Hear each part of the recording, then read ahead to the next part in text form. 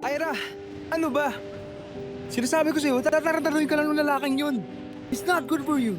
Huwag mong sasansakan to. Anong nakakabuti sa akin? Alam kong ginagawa ko. Don't you care for yourself? Pwede bang pakilugar naman yung tapang mo minsan? Na ano? Maging duwag?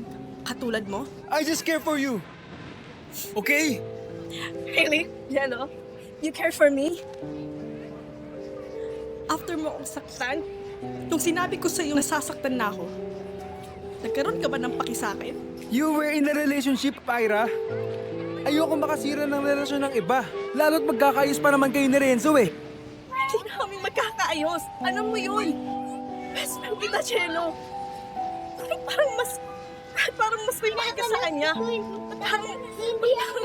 Parang may mas makikas sa kanya kapag masasaktan siya kaysa sa akin. At ano, sa tingin mo madali yun sa akin? Tigilan yung nararamdaman ko sa'yo? Nire-respeto kita, Ira. Nire-respeto ko yung relasyon nyo. Sa akin? Madali? Chelo, mahal kita eh. Mahal din kita. Kung mahal mo ko, bakit tayo nandito? Bakit di mo kayang ipaglaban? Chelo, ano naman ako sugal? Pero hindi. Tuwag ka. Mas pinairan mo yung moral mo. Kung tingin mong mali yun, bakit magkaibigan pa rin tayo? I don't wanna ruin our friendship.